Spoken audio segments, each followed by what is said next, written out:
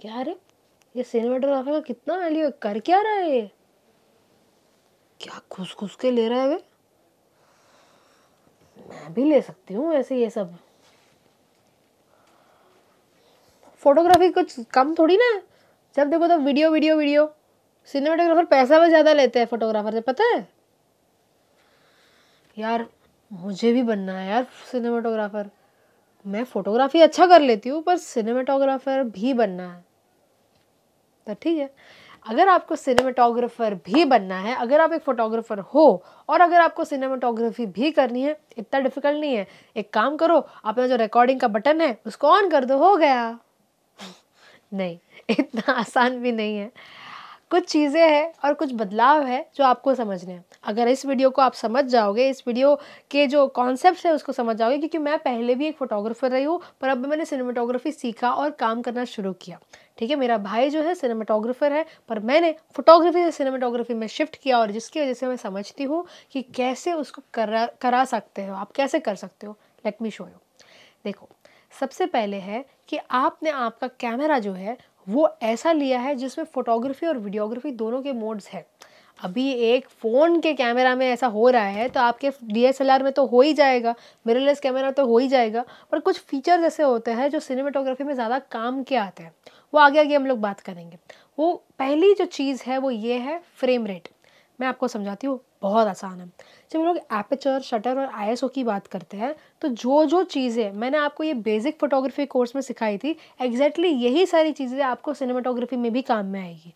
मतलब एपर्चर से आपको यही लाइट डिटरमाइन कर सकते हो। अगर कम लाइट है तो आपको एपर्चर बढ़ाना है, ज़्यादा लाइट है तो आपको एपर्चर कम करना है, और जो पीछे ब्लर और शार्प चाहिए वो आपका एपर्चर से होगा। दूसरा है कि आपका जो शटर स्पीड है, अगर आपने बहुत तेज़ी की 8000 वाली या बहुत तेज़ की शटर स्पीड रखी है तो आपको थोड़ा सा झरकी वीडियो आएगा। वीडियो में अगर आप लोगे थोड़ा झरकी वीडियो आएगा, और अगर बहुत ही स्लो शटर स्पीड ली है तो बहुत ही शेकी वीडियो आपको आएगा। और यही चीज़ तीसरी जो ISO है, ISO बढ़ाओगे नॉइज़ आपको आ जाएगा।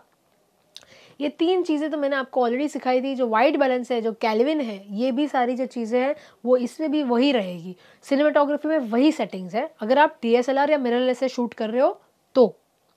अभी सेकेंड जो चीज़ है और वो ये है कि आपका होता है फ्रेम रेट। ये एक नया कॉन्सेप्ट है जो सिनेमेटोग्राफी में लागू होता है, फोटोग्राफी में नहीं।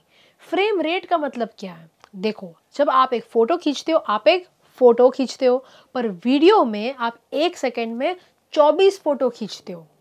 जब आप देखते भी हो, आपकी आंखों से जब आप देखते हो, तब क्या होता है कि आप जो है 1 सेकेंड में 24 फोटो आपकी आंखों से देखते हो।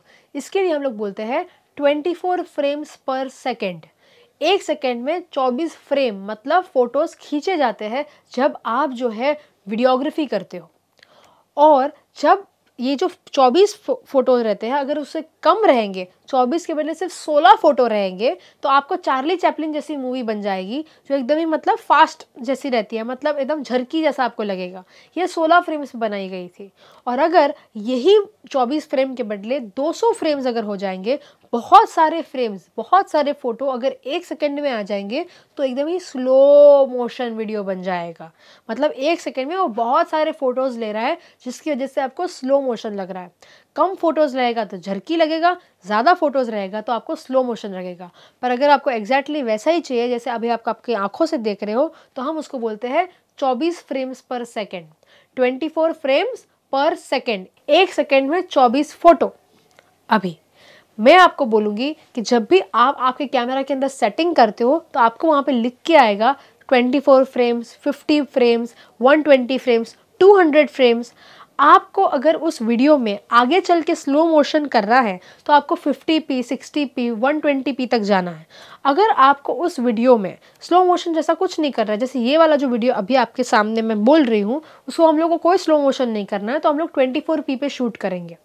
इसका कारण ये है कि अगर आप हाई पे शूट करते हो, फिर आपको जो है उतना स्पेस भी आपका कैमरा में यूज़ हो जाता है, जिसकी वजह से अगर आप 24 में शूट करते हो तो बेस्ट है 24 तक ही रखिए। दूसरा पॉइंट ये आता है कि आपका जो एस्पेक्ट रेशियो है वो कौन सा है। देखो, फोटो में कोई एक्सपेक्ट रेशियो नहीं होता। फोटो जो हम लोग खींच के आते हैं उसका एक 3/2 जो साइज़ है उसी में वो आ जाता है। पर जब हम लोग वीडियो की बात करते हैं तो वो 16:9 16:9 के विध में आता है, 1920x1080 ऐसे लिख के आता है, जिसका मतलब है ये फुल HD में शूट होगा। 16:9 इसका एस्पेक्ट रेशियो है। हाइट और विद 16:9 होने की वजह से ये एकदम ही रेक्टेंगल शेप में फुल HD वीडियो की तरह दिखेगा। अगर ये 16:9 नहीं होता और 4:3 रहता, अगर उस एक्सपेक्ट रेशियो में रहता, तो आपको पहले के ज़माने की जो स्टैंडर्ड डेफिनेशन वाले टीवी रहते हैं वैसे दिखता। जो ये 4K होता है वो आपको 16:9 वाले रेशियो में भी मिलता है, और अगर आप चाहो तो स्लाइटली लंबा, मतलब और भी चौड़ा भी आपको मिलेगा, जो होगा 21/9 का। कहने का ये है कि वो जो है उसकी जो लेंथ होती है वो और भी लंबी होती है, और इसमें जो है जो क्वालिटी होती है वो ज़्यादा अच्छी होती है। अभी वो क्वालिटी अच्छी क्यों होगी? देखिए, ये पहला जो मैंने आपको बताया एस्पेक्ट रेशियो, वो होता है हाइट और विड्थ का जो साइज़ है, जिस हिसाब से वो दिखने वाला है, जो रेशियो है वो आपको मैंने समझाया कि भाई हाइट ऐसी होगी, विड्थ ऐसी होगी, इसमें आपको स्क्वायर जैसा दिखेगा, इसमें आपको रेक्टेंगल दिखेगा, इसमें आपको रेक्टेंगल से लंबा मतलब और भी अल्ट्रा HD दिखेगा, अल्ट्रा आपको लंबा दिखेगा। पर जब आप बात करते हो क्वालिटी के बारे में, आप बात कर रहे हो रेजोल्यूशन के बारे में। रेजोल्यूशन का मतलब है कि क्लैरिटी कितनी होगी, क्या कलर्स होंगे, कितने पिक्सल्स दिखेंगे। पिक्सल्स कलर्स को कैरी करते हैं, तो कलर्स और पिक्सल्स आपको कैसे उस स्क्रीन में दिखने वाला है, उस हिसाब से आपको जो है एक डिसीजन लेना है। मतलब क्या होता है कि अगर आप 4K में शूट करते हो, जिसमें ये जो मैंने आपको लिख के दिया है, अगर आपका डायमेंशन रहेगा तो रेजोल्यूशन बहुत ही हाई होगा। जो फुल HD है, जहाँ पे 1920x1080 वाला रेजोल्यूशन है, तो उसमें थोड़ा सा उसका रेजोल्यूशन कम रहेगा, मतलब क्लैरिटी थोड़ी सी कम रहेगी, शार्पनेस और कलर्स थोड़े से कम रहेगा। और जो 4:3 वाला स्टैंडर्ड डेफिनेशन था, उसका उससे भी कम रेजोल्यूशन रहेगा। देखिए, जो भी आपका एस्पेक्ट रेशियो है, जो भी आपका साइज़ है स्क्रीन का, उस स्क्रीन के ऊपर बनते हैं पिक्सल्स। तो जो वो साइज़ है स्क्रीन का, उसको हम लोग बोल देंगे एस्पेक्ट रेशियो, कि ये रेशियो में इस साइज़ को प्रिपेयर किया गया है। पर उसके अंदर, उस बॉक्स के अंदर जो पिक्सल्स है, जिसमें आपका डिटेल्स, कैमरा का डिटेल्स कैरी करते हैं, उसको हम लोग बोलते हैं रेजोल्यूशन। और ये जो रेजोल्यूशन है वो हर साइज़ के हिसाब से अलग अलग रहेगा। फुल HD में कुछ रहेगा, अगर फुल HD के बदले अगर आप HD में जाते हो तो आपको 720 लिख के आएगा, 1920x720p। तो इसका मतलब क्या है कि आपको जो है थोड़ा सा कम क्वालिटी में मिलेगा। तो ये भी आपको समझना है कि वहाँ पे आपको सिलेक्ट करना है कि आपको 4K शूट करना है, HD शूट करना है, 8K शूट करना है, या फिर आपको SD शूट करना है। SD का लगभग आपका अब तो ऑप्शन ही नहीं है, पर ये सारे ऑप्शंस अभी अवेलेबल है। अभी आप ये समझिए कि जब आप ये वाला रेशियो सिलेक्ट करके शूटिंग करना शुरू करते हो, तो वो आपकी क्वालिटी उस फाइल के लिए, वो जो शूटिंग आप कर रहे हो उसकी फ़ाइल के लिए फ़िक्स हो जाती है। अभी आगे चल के ये रहता है कि आपको कौन से वीडियो फॉर्मेट में शूट करना है। आपको 2 वीडियो फॉर्मेट्स मिलते हैं, एक होता है MPEG-4 और दूसरा होता है MOV फाइल। MOV फाइल हमेशा थोड़ी सी भारी फाइल होती है, ज़्यादा भारी वाली होती है, और इसकी जो MBs होती है, जो क्वालिटी होती है, वो बहुत ज़्यादा अच्छी होती है as compare to MPEG-4। MPEG-4 एक कंप्रेशन वाली फाइल होती है, उसमें जितने भी कलर्स और पिक्सल्स होता है वो कंप्रेस हो जाता है, और जो MOV फाइल होती है वो बहुत ज़्यादा भारी फाइल होती है, उसमें बहुत सारे कलर्स वगैरह रहते हैं, तो उसकी क्लैरिटी ज़्यादा अच्छी होती है। तो आप अगर सिलेक्ट करना चाहो अच्छी क्वालिटी में तो MOV, पर अगर आपके पास स्पेस की डेफिशिएंसी और आपको इतना अच्छे लेवल पे काम नहीं करना है तो MPEG-4। काफ़ी सारे सॉफ्टवेयर MOV फाइल को ले ही नहीं पाते हैं उसकी हाई साइज़ की वजह से, तो इसके लिए काफ़ी लोग MPEG-4 पे शूट करते हैं। इसके बाद आता है कि आपको उसमें अंदर और 2 ऑप्शन हैं, ऑल आई और IPB मोड। अभी ये इतना भी इम्पॉर्टेंट नहीं है, पर इतना आप समझ लीजिए कि ऑल आई का मतलब होता है ऑल इंडिविजुअल इंट्रा फ्रेम्स। मतलब ये जितना भी शूटिंग आप कर रहे हो, वो सारे के सारे जो शॉट्स, मतलब 24 फ्रेम के 24 फ्रेम की सारी की सारी जो क्वालिटी है, वो सब कुछ अगर आपको चाहिए तो आपको जो है ऑल आई फ्रेम सिलेक्ट करना है। और अगर आपको चाहिए कि भाई थोड़ा आगे पीछे चलेगा, यहाँ वहाँ की क्वालिटी ले लो, तो आपको IPB intra frame partial binary जो एक फॉर्मेट है वो आप सिलेक्ट कीजिए, जिसकी वजह से आपको थोड़ी सी कम क्वालिटी में आपके पास आ जाएगा। अगर IPB मोड 5 MB में शूट करता है तो ऑल आई 15 MB का फाइल बनाता है। और फिर आता है I और P। P का मतलब है प्रोग्रेसिव और I का मतलब है इंटरलेस। प्रोग्रेसिव का मतलब है कि ये पूरी की पूरी फाइल जो रेजोल्यूशन में है वैसे शूट होती है, पूरी की पूरी आ जाती है। और इंटरलेस में पहले के ज़माने में वो एक धागे की तरह वीडियो बनता है, मतलब एक लाइन के बाद दूसरी लाइन, तीसरी लाइन, ऐसे करके वीडियो बनता है, उसको हम लोग बोलते हैं इंटरलेस। प्रोग्रेसिव हमेशा इंटरलेस से ज़्यादा बेहतर क्वालिटी में शूट करता है, तो हमेशा P सिलेक्ट करिए, I मत सिलेक्ट करिए। अभी ये हो गया बहुत ज़्यादा अंदर की टेक्निकल बातें। शूट करते वक्त आपको क्या करना है? शूट करने में ऐसा है कि जब भी आप शूट का जो कैमरा सेटिंग्स आपको रखना है, जो भी फ्रेम रेट आप रखते हो, फॉर एग्जांपल आप 50 फ्रेम रेट शूट करते हो या 24, चलो हम लोग 24 फ्रेम रेट पकड़ लेते हैं, 24 फ्रेम्स पे अगर आप शूट करते हो तो आपको आपका जो शटर स्पीड है वो उसका डबल रखना है। मतलब आपको रखना है 1/50। 24 फ्रेम का अगर आप रखते हो आपका फ्रेम रेट, तो उसके सामने शटर स्पीड रखना है 1/50। अभी आप पूछोगे क्यों, इस दुनिया में ये क्यों रूल बना है? देखो, अगर आप 24 फ्रेम रेट पे शूट कर रहे हो तो आपको चाहिए कि उसको काटने के लिए, उसको रिकॉर्ड करने के लिए डबल जो शटर स्पीड है वो हो। अगर डबल शटर स्पीड रहेगी तो उसका जो ग्रास्पिंग रहेगा वो एकदम ही सही रहेगा, उसके हिसाब से बैठ जाता है। जो फ्रेम रेट रहता है उसको सही उसी हिसाब से शूट करने के लिए, वो ग्रैब करने के लिए वो जो स्पीड चाहिए वो चाहिए आपको उससे डबल। मतलब अगर आप 100 फ्रेम रेट रखते हो, 120 की फ्रेम रेट रखते हो, तो आपको 250 का शटर स्पीड चाहिए। तो ये चीज़ को आपको हमेशा ध्यान रखना है। अगर आप ये रूल फॉलो नहीं करते हो, मतलब आप 50 जो आपका शटर स्पीड होना चाहिए था 24 फ्रेम के लिए, उसके बदले आप शूट करते हो 25 के ऊपर, 1/25 के ऊपर शूट करते हो, तो आपको थोड़ा सा शेकी वीडियो लगेगा।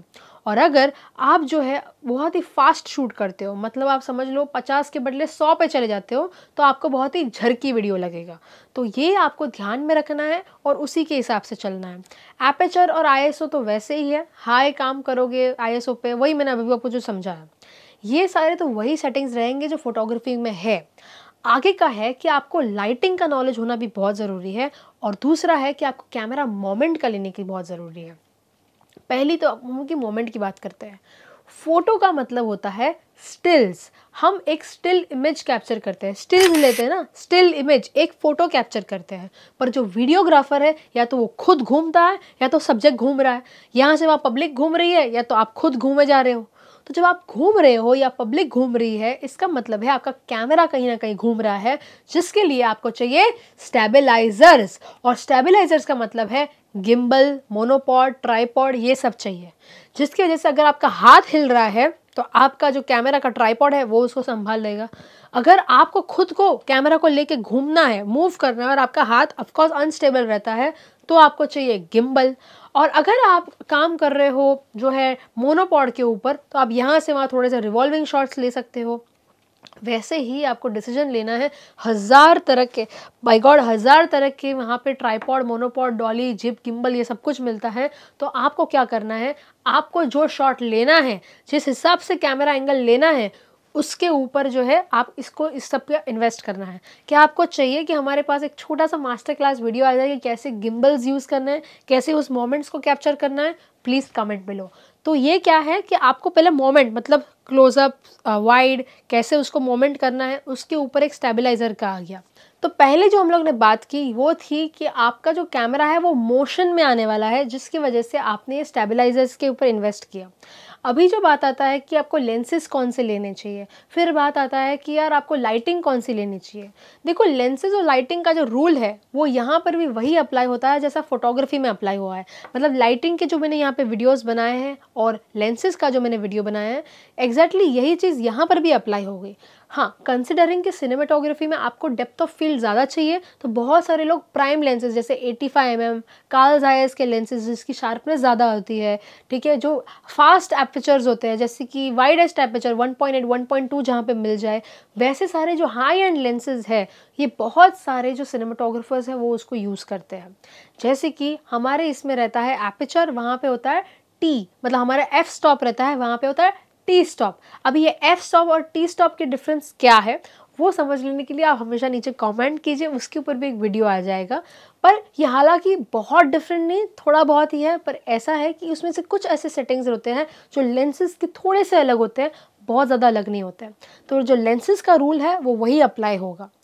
पर ये जो जो मैंने टी स्टॉप वगैरह ये सब बोला, वो सारे एकदम ही हाई एंड जो सिनेमा लेंसेज होते हैं उसके लिए है, सिनेमा कैमराज होते हैं उसके लिए है। हालांकि अभी मैंने एक वीडियो बनाया था जहाँ पे उन्होंने सिनेमा शूट के कैमरा और लेंसेज बनाए थे। तो जब आप सिनेमा लेवल पे जाते हो, जो पास भी है वैसे में जाते हो, तब जाके आप जो है ये सिनेमा का जो कुछ कुछ कैमरा के बटन्स और सेटिंग्स है, बहुत डिफिकल्ट नहीं है, बड़ा आसान है।